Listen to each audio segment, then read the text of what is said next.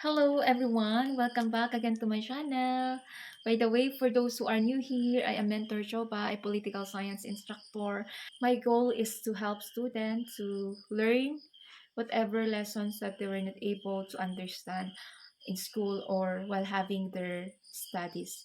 Okay, so if you are new here, please don't forget to like this video today and subscribe to my YouTube channel in order for you to get updated on all my video uploads every week. If you are done, then let's start.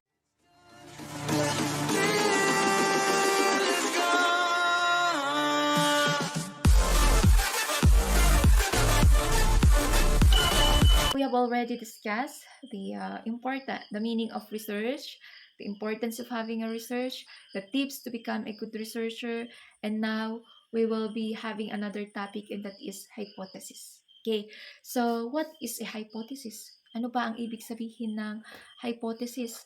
Right, so according to my research, hypothesis is an assumption, an idea that is proposed for the sake of argument. So it can be tested to see if it might be true.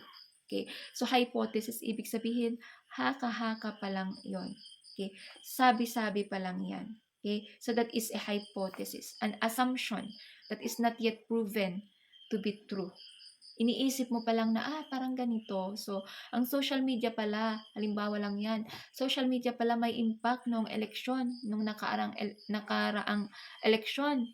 Nanalo si mayor na ganito dahil um, maganda ang impact ng social media. So, that is a hypothesis. So, meron bang relationship ang social media sa pagkapanalo ni mayor? So that you are just assuming. Okay, ina-assume mo na ganyan. So, having that hypothesis, nagkakaroon ka or nagbibigay ka ng course of discussion. Nagbibigay ka ng idea na, oo nga, ano kaya?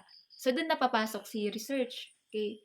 Nagbigay ka ng assumption na pinag-uusapan ninyo. So, inopen up mo yan sa mga classmates mo. Halimbawa na, ay ganito, nanalo ang mayor namin dahil ginamit niya ang social media. That is still a hypothesis. Meron bang relationship ang social media sa pagkapanalo ni mayor mo? So, sabi mo ng mga classmates mo, oo, totoo ba?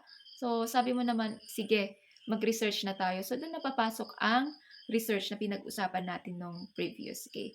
So, si hypothesis, kasama niya si research. Dahil ang research ang magpapatunay kung tama ang inyong assumption, tama o mali. Okay? So, that is the meaning of a hypothesis. So, do not exchange the meaning of research and a hypothesis. Okay, haka-haka lang ang hypothesis para magkaroon ka ng research. Alright, so that ends our discussion, our simple tutorial about the meaning of hypothesis, and I hope that I was able to help you again. And if you are new to my channel, please don't forget to like this video today, share it to your friends, and subscribe to my YouTube channel for you to get updated on all my video uploads every week. Alright, so goodbye everyone!